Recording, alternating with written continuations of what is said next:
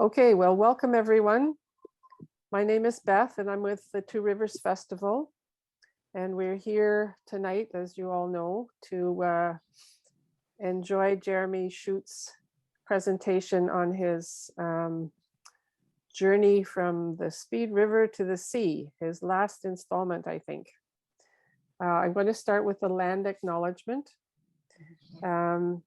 We would like to start this event by acknowledging that the city of Guelph, where the Two Rivers Festival takes place, is situated within the Dish with One Spoon treaty lands between the Anishinaabe, Mississaugas, and Haudenosaunee that bound them to share the territory and protect the land.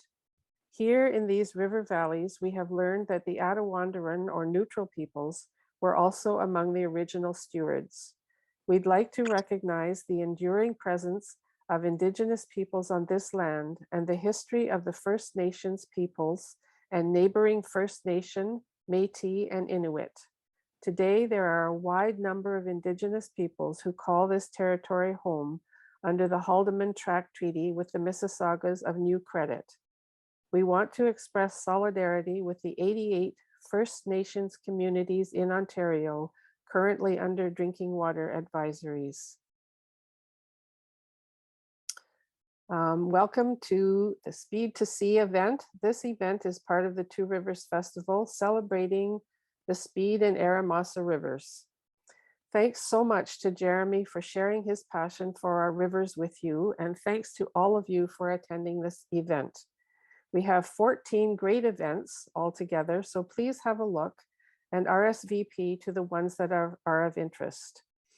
This festival is a project of the Water Watchers. It is our hope that if we fall in love with our rivers, we will want to further protect them. As you can see, we will be recording the event to share, and if you don't feel comfortable with that, please know that you can turn off your video. I'd also ask everyone, if they haven't already, to mute themselves. Thanks. And now I'll introduce Jeremy. Jeremy is a Guelph-based explorer, geographer, and musician.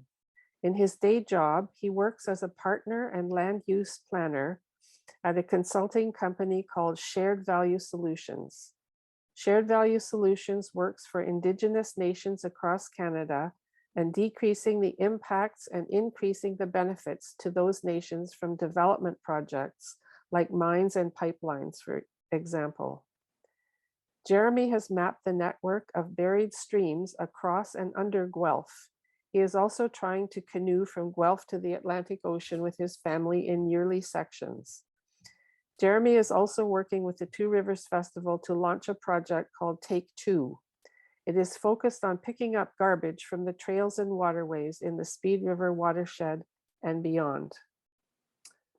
And I will now turn it over to Jeremy. There we go. Thank you for that introduction, Beth. Yeah, it's great to be here on a warm Tuesday evening. It's like a beautiful day out. I can see some people, looks like maybe sitting outside and enjoying this, enjoying the weather and getting the presentation at the same time. So welcome everybody. Thanks for coming this evening. And I kind of want to start by asking, there's some names and some familiar people out there, some people who are also have been paddling with me on this journey. I can see a few folks like that in the audience.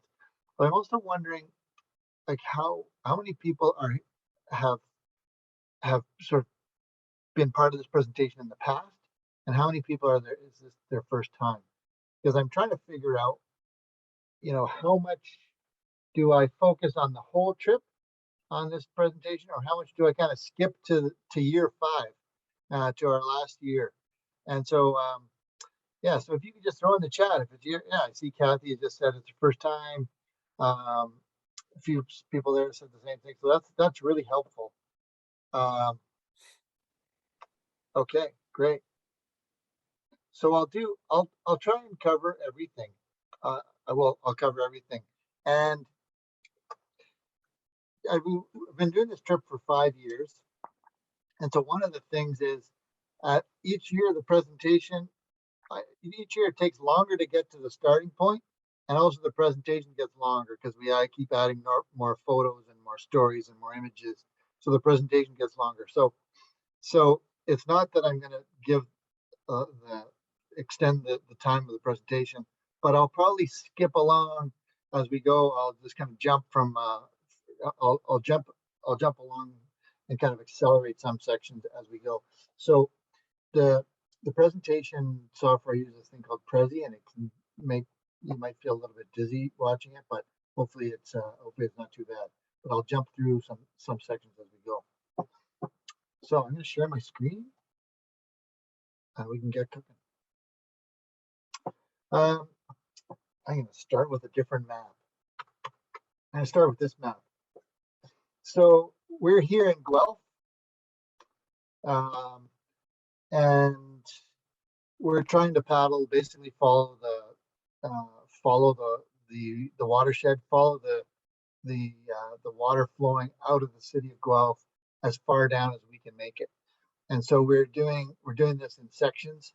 I've been doing this with my family, with my wife, my two sons, my brother-in-law, nephews and nieces, friends, and various people have been coming different years, and we've been doing it over 5 years. So each year we do about 2 weeks, and we push on about another couple hundred kilometers. We usually paddle about 200 kilometers a year, approximately, over 2 weeks, and this is where we started here in Guelph.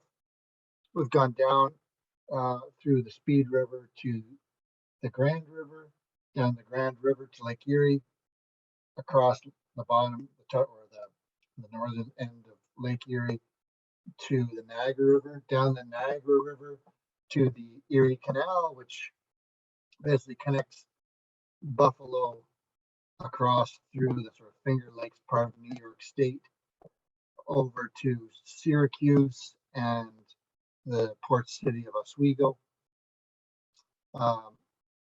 When COVID started, we finished here a couple of years ago. When COVID started, we weren't able to get into the States and paddle that section, so we skipped that section. It's a little piece we've got to go back and do. And then 2 years ago, we put in Kingston and went to Cornwall. Last year we did Cornwall down almost to Trois-Rivières. So just kind of get a sense of the geography, the big picture, and then I'll go into kind of some of the details. But that's the big picture. This summer in August, we're going to be paddling from where we left off last year down to Quebec City, and then as you can see, once you get to Quebec City, the river starts to widen out, and so somewhere along here, I don't know where we'll stop. Like if we can make it to Tadoussac maybe next year, that would be good. I don't know how far we'll go, but you can see the river gets bigger and bigger, and it basically becomes pretty big for our little boats. So I'm not quite sure what the stopping point will be, but I'm really hoping that we get to a place where there are tides, salt water, and I would love to see a whale from a canoe. So if we can see a whale from the canoe, I feel like that's a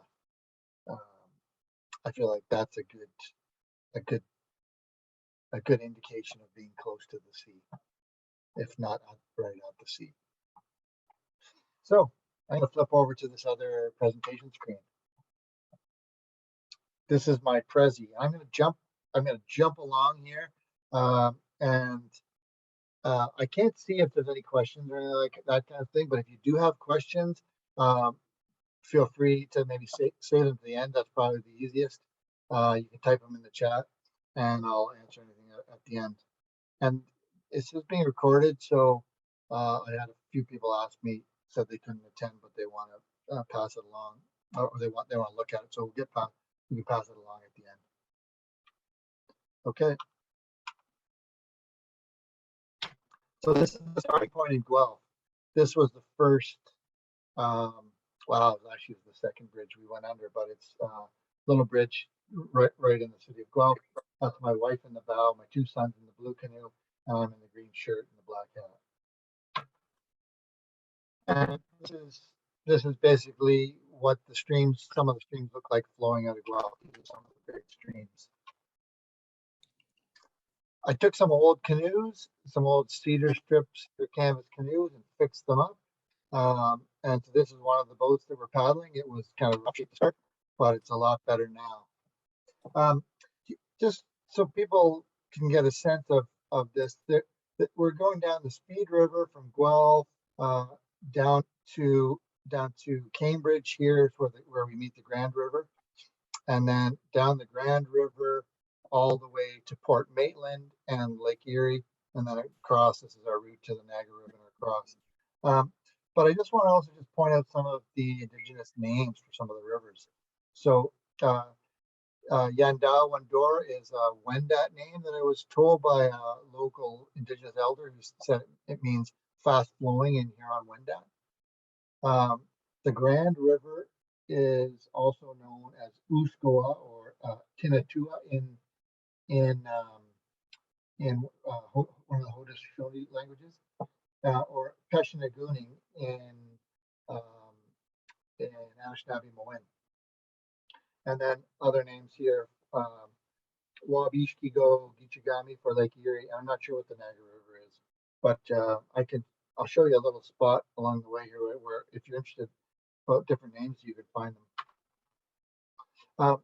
Really interesting thing with the Haudenosaunee name Uskua for the Grand River is that the River Ouse is actually a name that I think Simcoe brought across from where he came from in England, and it sort of has been adopted into one of the Haudenosaunee languages. This is a place where, if people are interested, you can actually get some more knowledge about Indigenous names for the lakes and rivers. It's really called the Colonial Atlas. All sorts of lots of cool stuff in that spot. This is what Guelph looks like leaving from Guelph. We left in the summer. The river was a little shallow, but it's quite beautiful. As soon as you get outside of Guelph, the river is very beautiful. It's beautiful inside Guelph too, but it gets wild fast. This is what it looks like in Hespeler. Every kind of major drop of water, major drop, not like a drop, but a vertical drop, became a place for people to build dams and produce power to mill lumber, to grind grain, those sorts of things. So one of the first dams downstream from Guelph is in Hespeler, an old mill structure inside. If you're interested in the water quality of the Speed and Grand River, you can go to grandriver.ca and they talk about the water quality in various parts of the river. And there are 5 places along the river where they actually draw water out for water intake. So we use water from the river in the city of Guelph, city of Cambridge, city of Kitchener, city of Brantford, and Oswego, the Six Nations, and then there's a surface water in Lake Erie down by Dunnville, Fort Dunnville. This is paddling up to the 401. So we don't get to. It's kind of fun going on 401. So this is joining the Grand River at Preston. So now we're down here. We've come through the Speed. We're in Preston.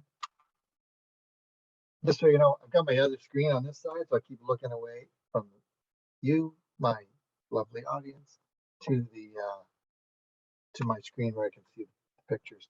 This is the dam at flat line. You can see a flat line right along there. That's where the dam is coming, and this is downtown Preston, Cambridge,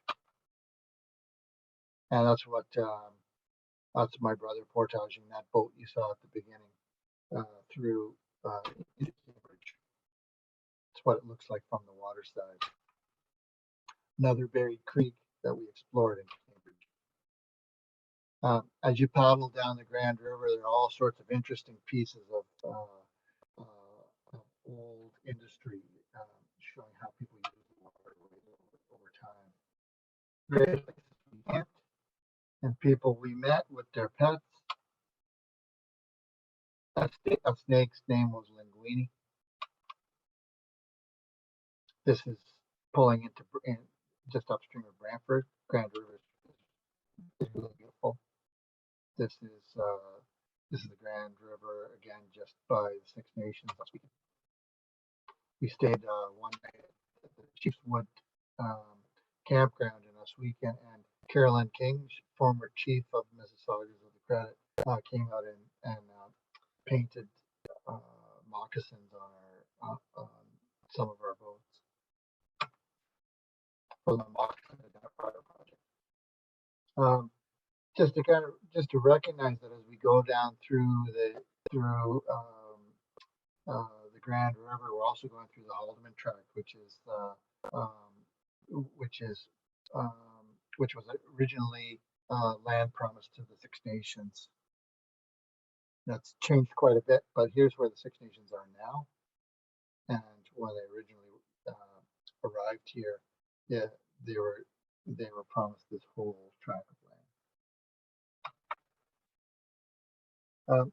There were also people, out-of-wandering people were here a long time ago as well. And this is a map of where some of their communities were in the 1600s. So they were also Iroquois or Haudenosaunee people. And you can see some of where some of their communities were along the river as well, and along the lakes close to the water. People are using the river for all sorts of things, including recreation. Kids in Caledonia. Caledonia is this beautiful now. And then when you get down to close to Lake Erie, you start to get a lot more wind, and they put a bunch of wind farms down in that area.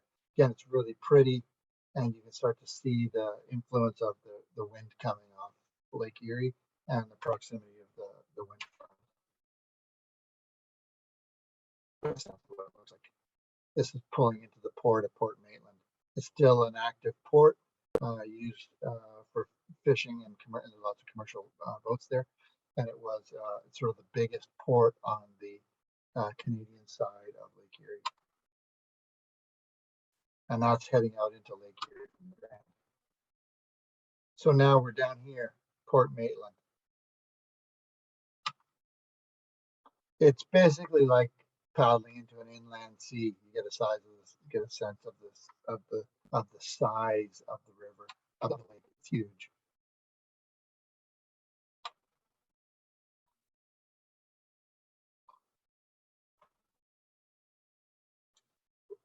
Along the way, we camped in a variety of different places. Trying to figure out where we're going to camp next is always like a bit of a challenge. This night we camped on a break wall at the top end of at Port Colborne, and this is a large break wall. It's flat. Nobody goes there. It's we had the place all to ourselves. It was really pretty neat place. We found a ball, and we watched ships flow in and out, go in and out of the canal, the large ocean going and lake going ships. We also attached this is us with we attached a GoPro to a kite, and then kind of got a little bit of a low tech drone going. So you can see me here holding onto the kite string. This is Buffalo, New York, from the very top end of the Niagara River. Fort Erie, and these I found out you can see all the people hunting here, all the people with rifles hunting. These are actually passenger pigeons, and so this was, you know, I don't know. I guess these people were contributing themselves to the extinction of the passenger pigeon. but it must have been a very common thing because you see all the people shooting pigeons, but the passenger pigeons were eventually became extinct, largely from hunting. There's all these old structures. This is a structure we came across in Fort Erie, and it's all these kind of weird things in the water and walls and structures in the land and all through the forest. And it turned out we weren't sure what was going on, but it turned out there's an old park, this Erie Beach, it's what's also known as Crystal Beach now, right across from Buffalo. And they set up this really big park with a casino, with raceways, with swimming, with a dance hall, all kinds of interesting things. And people would take the wealthy Americans would come across from Buffalo, come across to this sort of a bit of a playground. But it all fell apart after the stock market crash in the late 1920s. And this is what it looks like now. You can see this structure here is actually what this weird little tower thing is built on. And that's what it looks like now. That's Buffalo by night. And then we're into the Niagara River under the Peace Bridge. We typically paddle about 5 kilometers an hour, but once we hit the Niagara River, the water really speeds up. And the Niagara River, we basically doubled our speed. We're going about 10 kilometers an hour in the Niagara River. This is paddling up towards Niagara Falls. You can get a little sense of it's. It was a little bit disconcerting knowing we were coming up to the falls. We stayed close to the shore, so we knew that we kind of had an exit. That we had an exit strategy. That's you can see the mist rising from the falls there, and that's the line right here. Another flat line is where there's initially a kind of a dam structure that the water goes over, and you can kind of get a better sense there, kind of how close we made it. And that's Niagara Falls, the city, and this is the falls. The falls. Skip that. Once we got to the falls, we decided to stage a photo or to actually try and portage across the falls. So we went down to the falls and portaged a canoe, and we thought it was all fine. But I guess there's a notice that went out on the police radio that there's a guy with a canoe headed for the falls. So the police all kind of came zooming down around us, and there were a bunch of people on bikes and squad cars, and there's lots of action and lots of people radioing each other and calling and talking to us. And once they figured out what we were doing, they posed for a photo with us.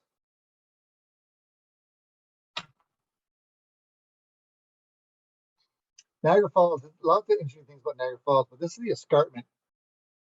The red line is the escarpment, and the Niagara Falls is actually where the Niagara River crosses over the falls and drops, and it's eroded back from it erodes sort of further and further back from kind of from Lake Ontario towards Lake Erie. So the falls is continually eroding backwards and backwards. It's slowed down a lot through water management, but it's been going quite quickly.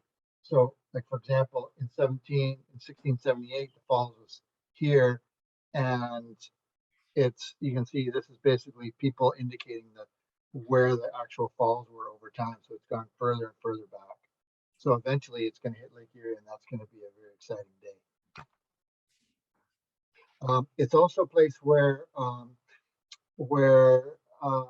the Treaty of Niagara was signed. So this is the first sort of really important treaty between Great Britain and Indigenous nations. 2,000 chiefs came from all across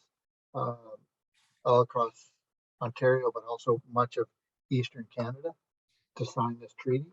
And it's sort of the foundation of many of the treaties, and a lot of the Indigenous rights, Aboriginal rights that are now recognized and are being recognized more and more over time. So this Treaty of Niagara and the location of Niagara Falls is really important.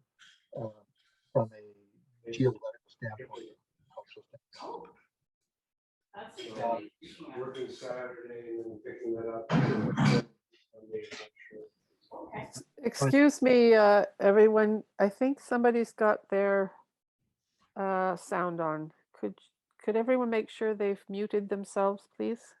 Thank you. I was just looking to see if I could mute them from afar.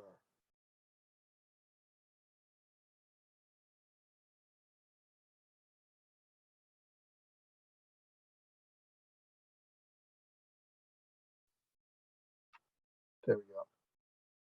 This is the wampum belt that also recognizes the tree.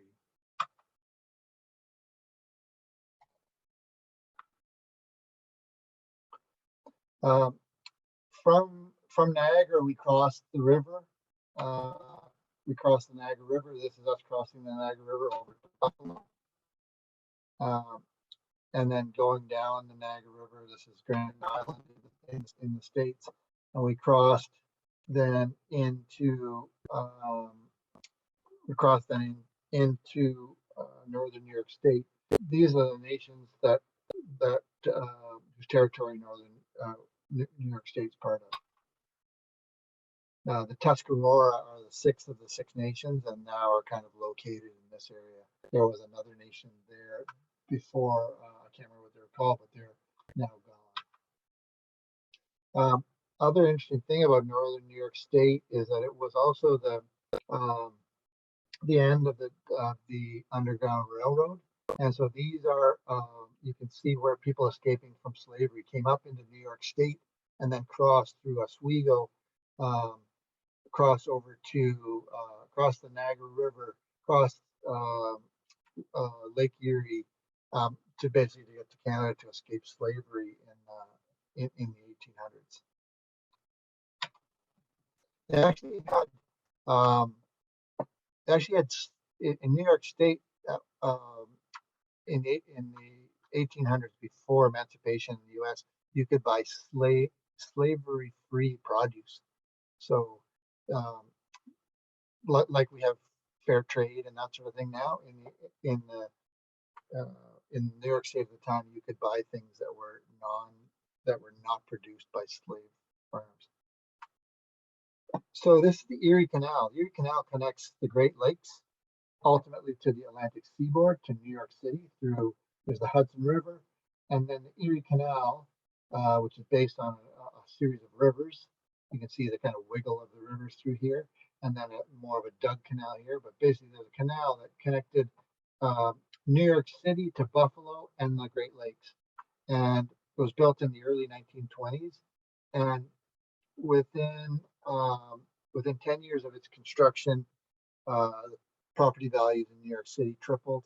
It became the canal that now people could move goods back and forth, and people from the Atlantic and ultimately Europe into the Great Lakes.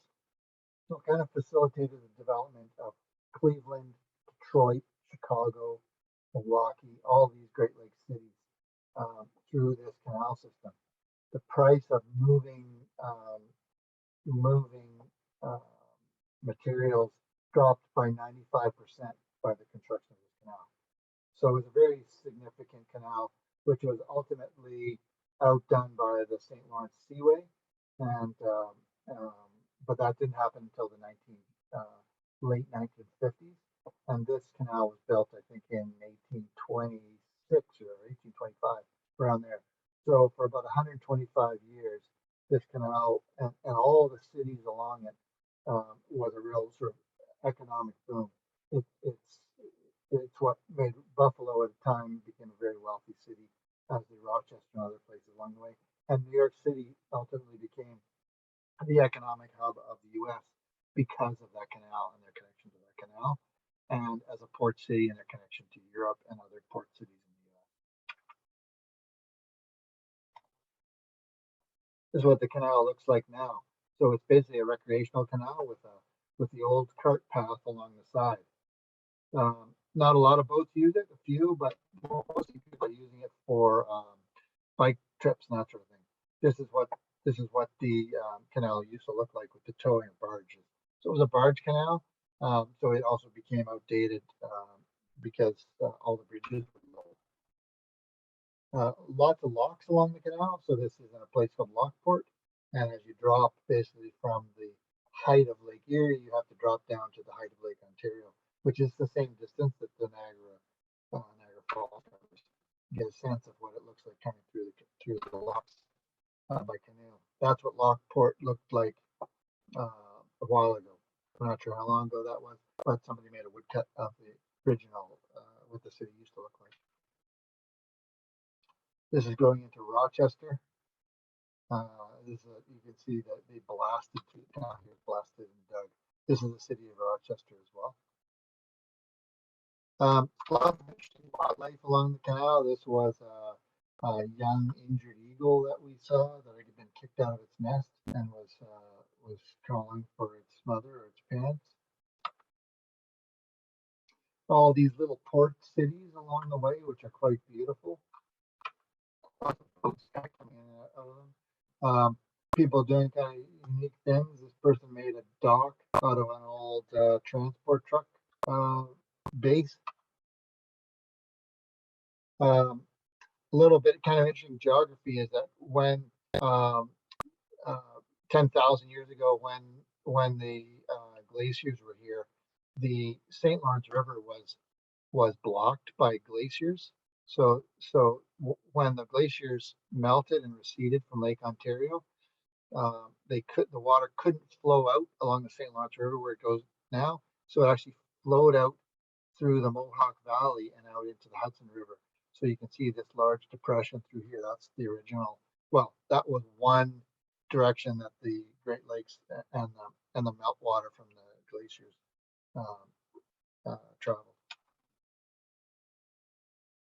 This is paddling into Oswego, which is the largest American port on Lake Ontario. And paddling out to the lake here, you can still see how it's an industrial port that's actively used. And this is Lake Ontario after our end of our third year of paddling. You get a sense of the scale of the lake. It's like an ocean, and the water and the conditions can change quickly and dangerously. So after the third year, we ended up down here in Mexico Bay, but because of COVID, we couldn't go into the States, so we put in Kingston in our fourth year instead.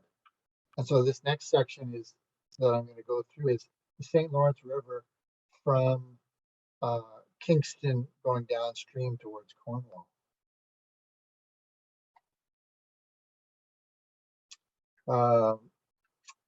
Here's the river. Here's the section that we went through. This is the Mohawk. So we're in Mohawk territory here. This is the Mohawk name for the St. Lawrence River. Akwesasne was the first Mohawk community that we came close to, other than 16.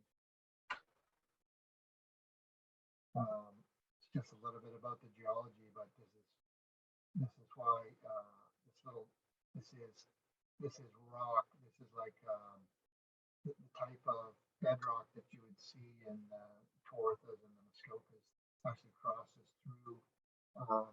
through the St. Lawrence River, which is where the Thousand Islands are, Thousand Islands National Park.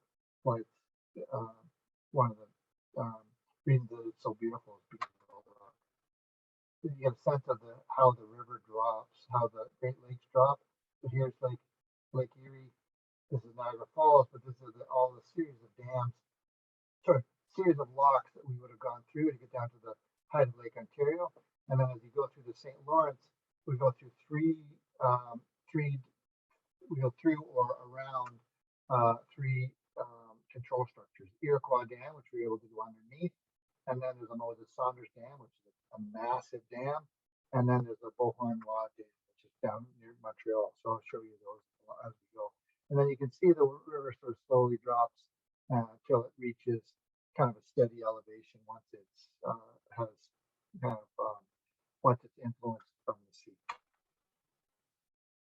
Here's Thousand Islands National Park. You get a little sense of it. Just down. I invited the Prime Minister. I've invited him every year to come on the trip. He hasn't made it yet, but I did get a note from the Prime Minister's office saying, you know, that he wished us the best and a successful and fulfilling trip, but he'd be unable to participate. So I'll invite him again this year. You never know. Maybe I'll come. This is Fort Henry, just leaving Kingston. And this is the city of Kingston. We camped on a small island just across from Kingston.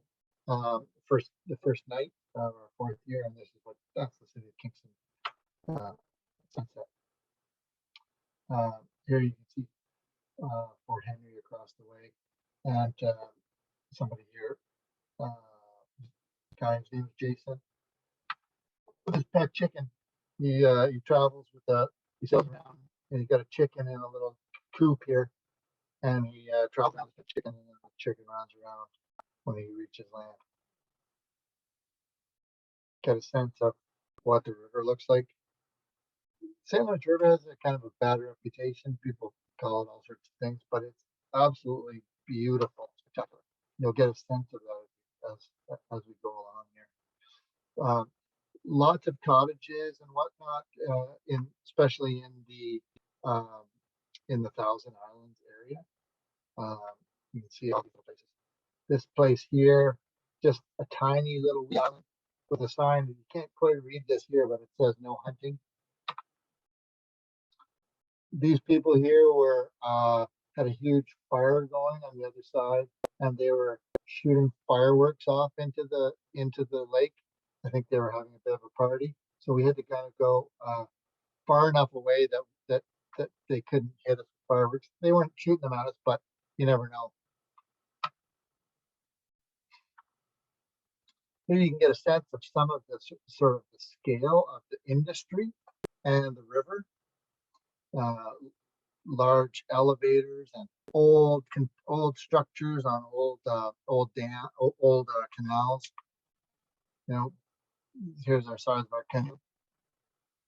Here's our canoe and these big, huge, massive industrial structures. And then just a sense of our crew paddling down out through the Thousand Islands.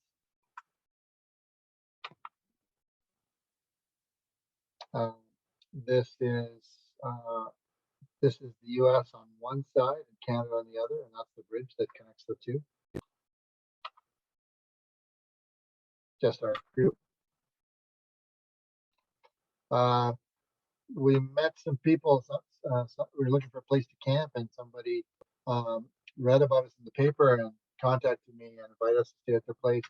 And so we were able to stay. We spent a great night at their spot, swam in the river, and enjoyed this amazing place. This is a pitch pine, which is a very rare tree in Canada. It's only found on a few of the southern facing parts of the islands along St. Lawrence River. It's mostly found in the U.S. So here, this is where we're camping up here. Those are the pitch pine, and then that's the U.S. across the way. Picture, same location, different direction. During COVID, there was a hard closure on the border, and so we saw there are these Canadian Border Patrol stopping Americans coming into Canada and finding them if they crossed the river in the wrong spot or came too far into Canadian waters. We just kind of watched one of those interactions go down, got a photo of it.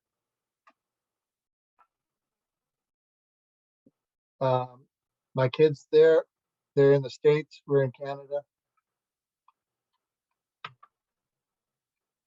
This is us trying to, this is the American border here, and that's our line tracked on the GPS, trying to get as close to the States as we could without crossing in.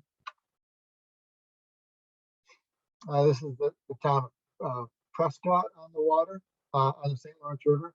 We kind of parked in and amongst the boats. There was a couple out here on one of these boats talking to everybody as they came in, and we realized afterwards that they were undercover police, basically checking for illegal immigrants, Americans, basically crossing the border into Canada. They're proposing as a boating couple and just talking to everybody on their way into the harbor. Prescott also has an underwater diving park. They've built a bunch of sculptures and then sunk them into the bottom of the river. People go and dive and look at them. This is one of those sculptures. There's lots of history of the War of 1812 because the river's narrow here, and there was lots of back and forth across the river throughout the War of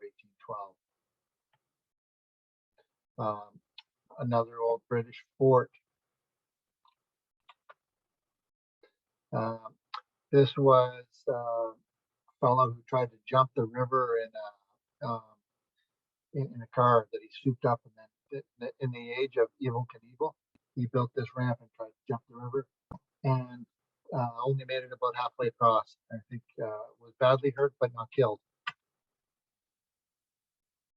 This is the Singer Castle in the middle of the St. Lawrence River, built by the Singer sewing machine folks. They, I guess, were pretty wealthy, and they were able to build the castle. And I mean, it's like a real, really kind of legit looking castle in the middle. The Canadian border was 100 meters to the side of it, so we kind of went up to the border and had a good look at it one evening. And then we start to hit the ships, start to hit the large lakers and the seaway. We haven't really hit them until that point.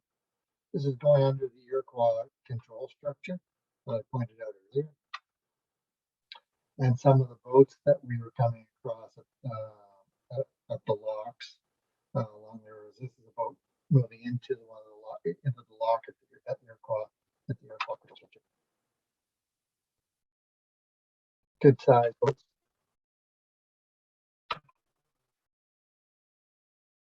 All sorts of them, shapes and sizes, carrying all kinds of interesting things. You can see our little canoe and that big boat there. There's an app you can track all the boats on the lakes and see who they are, what they're carrying, and where they're from, and where they're going, and how long they've been there. It's pretty interesting. There are all of these old dams and old. You can see this kind of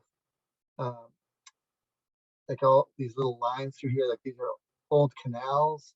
There's all these old canal structures through here. All this stuff has been sort of constructed and deconstructed. I'll just show you another image here if I can for a second. This is what the river used to look like. So those control structures, those canals I was just showing you, I think are in here, or they're in there. But you can see all the rapids. This is the St. Lawrence River between Prescott and Montreal. And so I just showed you Prescott a little while ago. You can see how narrow the river is here, but all these rapids. So the rapids all the way along, and islands. And then these red lines are little canals that they would build along the coast, just inland to get past the rapids. So they built a little canal here, whole series of little canals all the way through.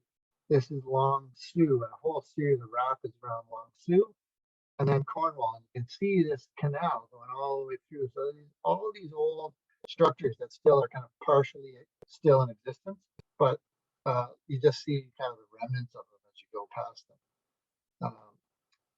You get a sense of what the river looked like. And I'll kind of show you a few of these things. But this is now where the Bullhorn Dam is, and another set of rapids. But I'll show you a few of these things then, what they look like now. But here you can see those are some of those old canals. Met a couple of people. I was looking for somebody who knew the river, and it just so happens that I met that staying at the same place as we were where we were camped were a couple of people who had actually who were cartographers and who had actually mapped the river in detail. There's a sense of the size of the boats and bridges. So here we are pulling into, this is Long Sault. So I just showed you on that other map. And these islands, so these are all the old islands here. And now those old islands, just the tops of them are above water now. So the tops of the hills are now islands. The rest of them are buried underwater. So they in 1959, when they opened the St. Lawrence Seaway, they had constructed a canal, a dam at Cornwall, which flooded a whole series of islands just upstream of Cornwall, and flooded all sorts of Akwesasne territory as well. This is what the old canal looked like. So it's a painting of it, but they all that was flooded, and the buildings and the towns that were along there were a whole series of little villages. They moved all the people, and they saved a bunch of the buildings and moved them into a little park that I think is kind of a volunteer run. And so these are some of the buildings that were moved out of Long Sault into this park. As there's somebody's done a bunch of photographs of the old foundations, and I just sort of pulled a few of these off the internet. But these are, you can see the old barn and silo and stuff. This is all underwater. Here's another one. Yeah, old structures. You can see the ducks floating on the surface of the water, and the old structures underwater that are now flooded. There's this is, as I mentioned earlier, this is also Mohawk territory, and there's lots of indications of Mohawk culture along the river. This is an old road at Long Sault. You know, this was, you know, when before this was the top of a hill, when there was a road going through here, and that's now flooded. We were able to stay at some of the parks during COVID because nobody was at them because they were closed off. But they closed the parks off from the road, not from the water side. So we basically had the parks to ourselves. That's us camped at a park that we had completely to ourselves because it was closed.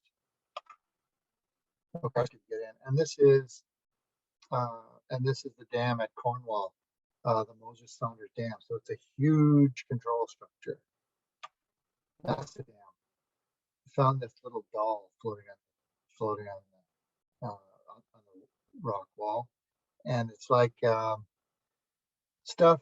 Basically, once it gets in the river, it floats downstream. So when you see a piece of plastic sitting in the gutter in Guelph or in Burlington or wherever you are, that plastic will eventually make its way through the storm sewers out into the river, and will just make its way downstream unless it's collected.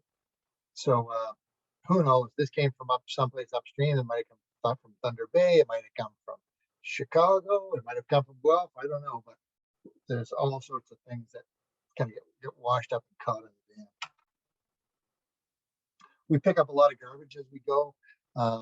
Beth mentioned we were doing a project called Take Two with Two Rivers Festival. Basically, saying every time you go out for a walk or a ride or a paddle, pick up 2 pieces of garbage and take them home with you, throw them out. This is our crew at the end of the first year, at the end of the fourth year, just upstream of the dam.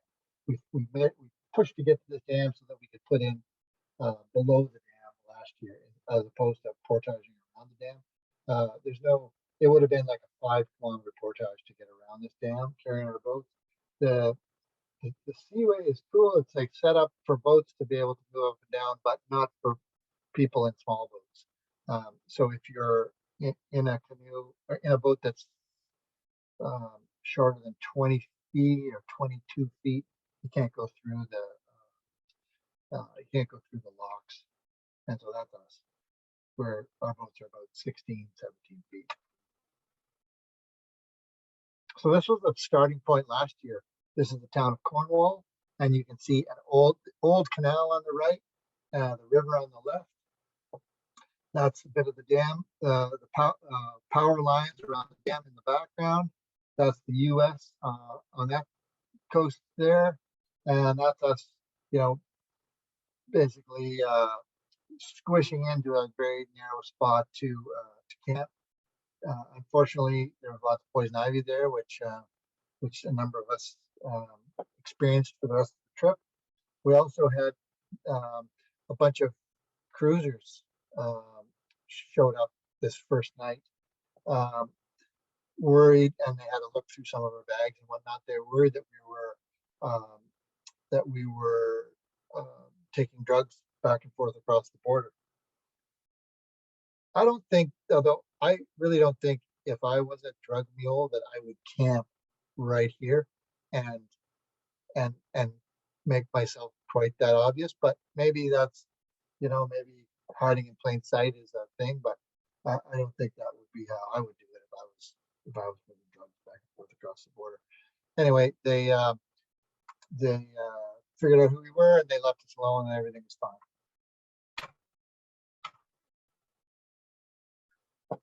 This is a little bit of taste of there's the dam from below, the Moses Saunders Dam, and the highway crossing from Canada to the U.S. or vice versa. Big ship going into the locks. This is the bridge from Akwesasne into the U.S. Here's a boathouse in Akwesasne, Cornwall Island. So here's Cornwall. This is an interesting place. This is one of our destinations last year. You can see this is the Canada-U.S. border. As we've been paddling along the St. Lawrence to this point, one side of the river is Canada, the other side is the U.S. So there's a point right here where on one side of where it's the U.S., it's Canada, it's New York State, it's Quebec, it's Ontario, and all of this within Akwesasne territory. So it's like there's this point where all these borders all converge. So we marked this in a GPS, and then paddled down to about this point here, and then shot out across to hit that point. And here's what it looks like. Here's where that little convergence point looks like. It's hard to. It doesn't look like anything, just the middle of the river, but it's a pretty cool place, kind of from a border standpoint. But it also just shows you kind of what a border looks like, and it's just here it's just flowing river, flowing air. There's nothing to mark it. It's just an idea. It's not necessarily. We went and stayed at the Akwesasne Culture Camp. I knew somebody at Akwesasne who was able to put us in touch with the folks at the Culture Camp, and we went out and stayed at the Culture Camp. We actually did a Mohawk lesson with a woman I worked with before we left, so we could learn a bit of Mohawk language. We didn't get to use it too much, but a little bit we got to use it here at the Culture Camp. And so they built it like a longhouse with sort of rows of beds on either side and a big open space in the middle. Yeah, these are also another shot from the Culture Camp. And here again, shot off the dock from the Culture Camp, over towards the U.S. Just get a sense of the size of the river. This is us crossing from the Quebec side back to Ontario side, looking for perch sandwiches. And here we are looking for a campsite. Sometimes, like try to identify places from the air, this, and then see if we could find spots, but we couldn't actually get to the land here because it was all overgrown. So here we are at another set of rapids, another set of historic rapids, which is now the location of the second big dam on St. Lawrence River, or the third one, I guess. This is the Beauharnois Dam, which is located just here, and there's an old canal along here, which is called the Canal des Soulanges, and it took me a while to figure out how best to cross through here, but we were going to go. There's a series of dams and rapids. We could go this way, and portage. We could go this way, go that way. We ended up taking the old canal as a route, and it was a pretty good route. It was just the water was great, but there's lots of portage. So I think there were 12 or 15 old locks and roads and stuff we had to portage around. But that basically took us from St. Lawrence down into the lake just above, at Montreal. This is what the canal looks like. Here's a triathlon team swimming and biking. These are some of the historic locks along the canal. In Google Maps, let me see if I can pull it up here. In Google Maps, it says somewhere here, it's like, it says temporarily closed. Historic locks. Well, maybe it's a different map. But it says temporarily closed, these locks. I think it's been temporary for maybe 60 years. Anyway, they've been closed for a long time. I don't know if they're going to open this year, but I doubt it. We spend a lot of time looking for water, although we spend all our time on water. We got a big crew of people, and it's hot, thirsty days out on the lake, and so this is us doing a little water run. This is portaging over a river, so along the canal, portaging over top of a river. There's some of the kind of structures along the canal, and then this is a place we are able to camp right at the bottom at Lake Cascade, and it's old structures that were sort of at the first, basically located at the entrance to the first canal upstream of Montreal. So this was quite a place in the state to be able to camp underneath this structure. And it rained, you can see the wet stones. We were able to camp underneath this structure one night. And then now we're out into the lake. I'm just going to pull up a map here so I can show you where we are. So we've just come down through this canal here, down to Pointe de Cascade here, and we're out into Lake St Louie, which is the large lake just at Montreal. So we've come across here through the canal, and we paddled over to Ile Perrot, and then along the south coast, and then you can see this little Point de Moulin is this. So that's Montreal in the distance there, and this is us just coming around past the Ile Perrot.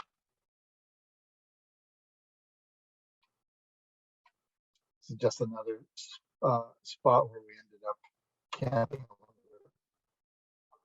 Now we're into Montreal, and here you get a sense of what Montreal looks like. And in Montreal, this is rapids. The water gets fast down through here, and there's a canal on this side for the big ships.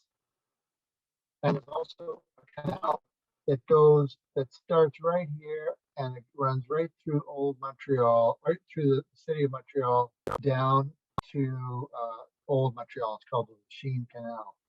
So we took that canal as well. I'm going to show you another image here of, it's over here. So it's just underneath this thing. Here we go. Here's what Montreal used to look like. Zoom in a little bit. Here's what Montreal looked like. This is a map from the 1760s.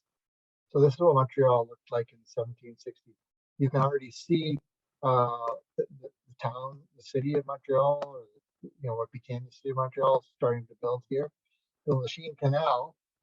Here's a location, a place called Machine. Machine Canal runs through here, probably through these wetlands, out into the old port. But that's what Montreal looked like at one time. Here's Montreal now. The British, when the British took Quebec from the French in 1759, they basically realized that they needed better maps of the St. Lawrence. So they set about in the 1760s. They set about a bunch of engineers and cartographers and made some amazing maps of the St. Lawrence River. And last year, I did this presentation. Somebody who was in the presentation, a guy named Russ, sent me the link to these maps. That's how I found out about them. So thanks, Russ, for that. This was a little island that we stayed on. So there are a few places you can stay, basically right next to the city of Montreal. There's some islands that are more or less public, and we camped on a couple of them as we made our way kind of closer and closer to the canal so that we could shoot through the canal in a single day. And this is us on Saturday morning trying to get to the canal. Was open the longest on Saturday, so we weren't sure how long it was going to take us to get through all the locks and everything. So we got to the first lock first thing in the morning by the time it opened. And this is us sort of paddling into Montreal. Get a sense, you can see this steeple in the center of the city. And this is us paddling into the very top of the Lachine Canal. This is an old fur trading building that people used to travel to and trade furs right at the top of the Machine Canal in Montreal. Some of the buildings just as you hit the city. I mean, it's pretty amazing to go from the middle of the river right to the city. Somebody's nice little sign, nice little welcome to Montreal sign. It's like, we're not going to go home. We will go home, but it would take us a long time if we were going to turn around and go home from here. This is again paddling into the city. You've arrived in Montreal when you get bagels and cream cheese. So we had a friend met us here and dropped us off a bag of fresh, warm bagels, cream cheese, and smoked salmon, and we went out and gorged in the canoes on the Machine Canal. It was pretty sweet.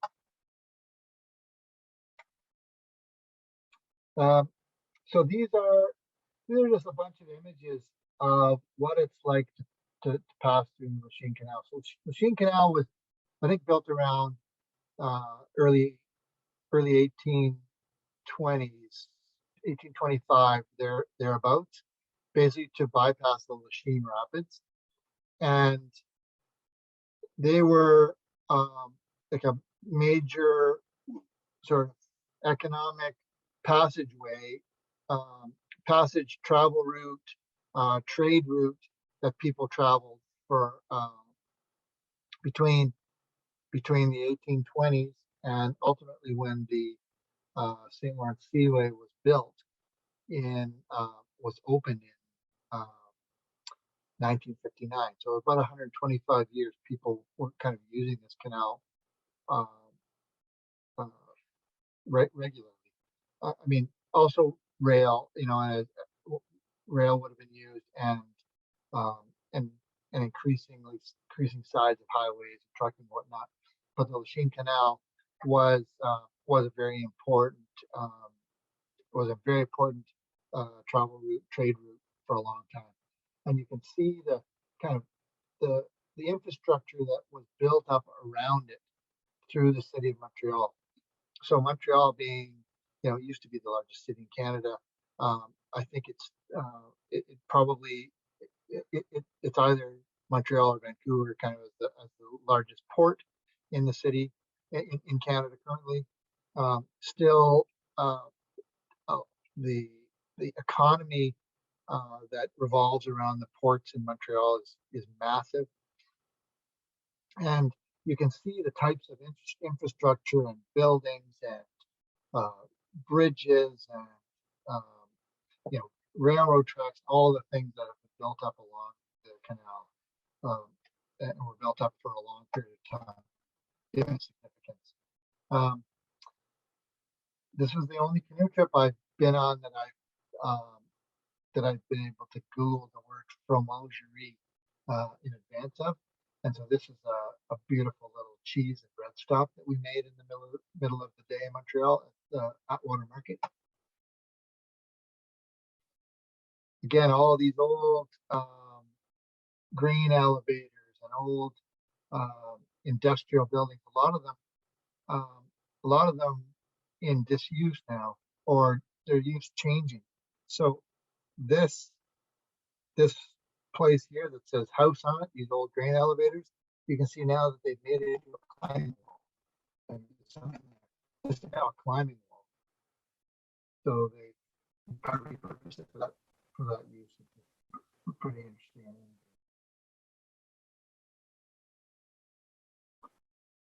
Some of the old buildings, you can see what this bridge looked like at one time. It's now being reconstructed, looking like this.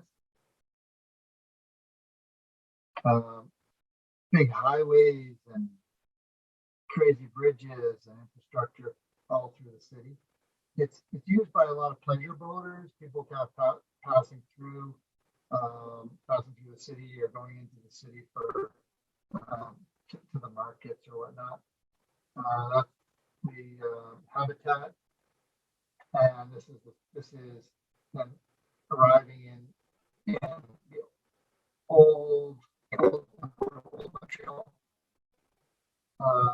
So we got through. You can see it's dusk now. So we just we just kind of got through the city and made it past the last lock before it closed down. Some other little images of the city. This funny little, old grain elevators again with some little funny little shack on the top that somebody built. These old industrial buildings are now converted to condos and whatnot. This fellow here that bought an old Dutch style tourist boat and has made it into a bar. There are two of these boats built in Wyerton. This boat was built in Wyerton, Ontario. If you're familiar with the beer side launch, it's kind of references the shipbuilding. Sorry, not Wyerton, but Owen Sound.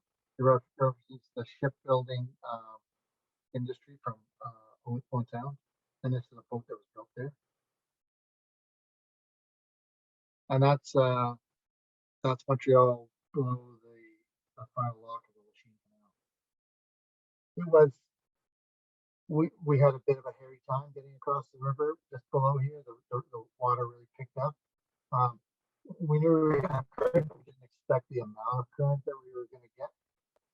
We paddled from old Montreal around the other side of this island and across through this current over to Longueuil, which is part of the Greater Montreal area, but just across the river from Montreal. Kind of what it looks like from at night. It's quite beautiful. This is the stadium from the 1976 Olympics and the Port of Montreal. So now the next stretch, the kind of final stretch that I'll go through, it won't take too long, but we basically went from Montreal then down through the river, out to this freshwater delta here at Fairfield, and that's where we stopped last year, and where we'll pick up again this year. So you get a sense of kind of the port of Montreal. These are wind turbine blades that have come in, by ship. There's the city of Montreal, and those are our canoes coming out of the city. Camping on little islands along the way, you can see that lots of fluctuating water levels and lots of trees have eroded. All these little towns, so pretty little towns as you go through. Looks a lot like Montreal did coming. See lots of industry, and also this kind of big, this big, kind of beautiful river. What it looks like.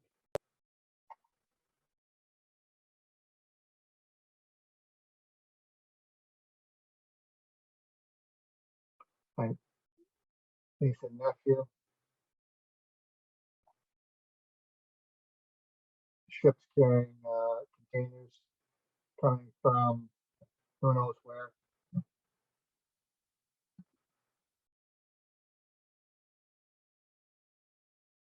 Getting in some sort of land along this stretch of the river. Little towns that we basically stop at, stop for water when we need it. No, I think this one, no, I think we just bypassed this town to stop at something. We stopped at the River Institute in Cornwall on the way, and I picked up a water sampling kit. So part of what we were doing was sampling the water as we went, and then sort of passing that data and information back to the River Institute. So, and thanks to the River Institute, we were able to park our cars there as well.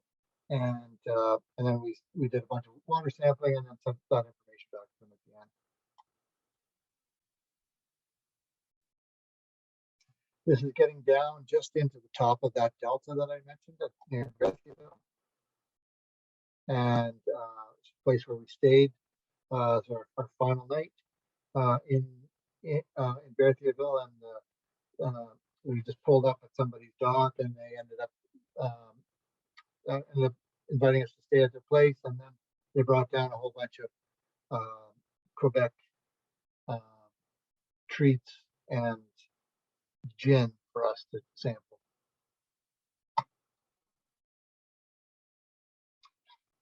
Just so you get a sense of, this is the bridge at the beginning of the trip, and this is the scale of the bridges that we're paddling under now.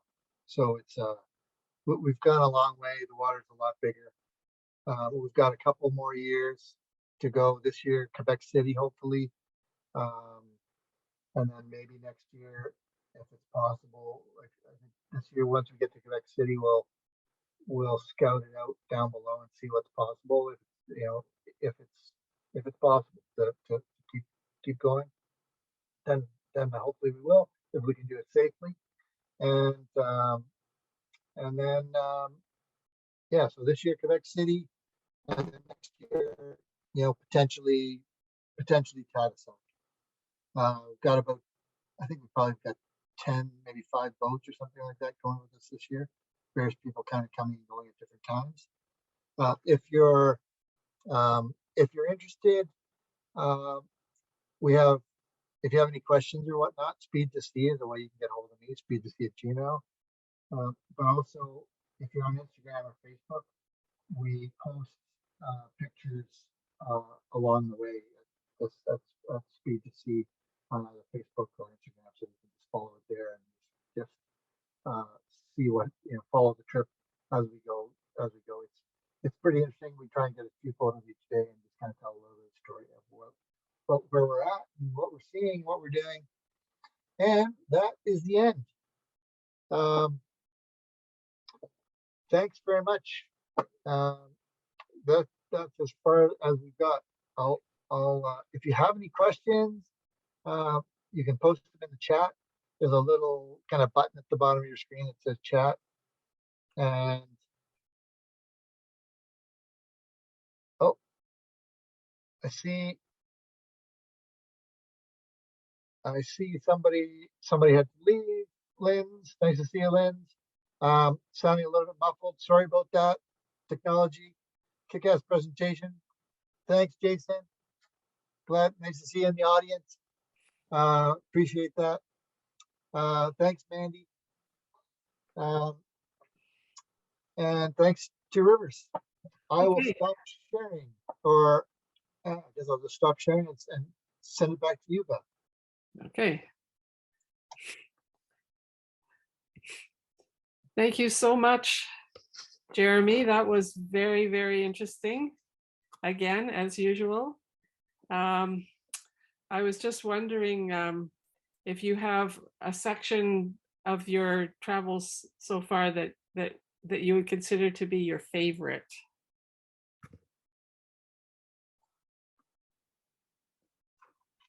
I don't know. I don't think so. I think it's like tomorrow or today, you know, like Right. where we are now is my favorite. It's like every day it really does feel like like a like a new adventure, like a fresh, um, yeah, fresh day, fresh places. It's really great to kind of see new things and try and navigate our way through new stretches of the river. So Right. yeah, I'd say tomorrow's my favorite day. My favorite. But I certainly understand that. That's your sense of adventure. Well, thank you very, very much. That was very interesting. And we'll look forward to seeing you again next year, I hope. And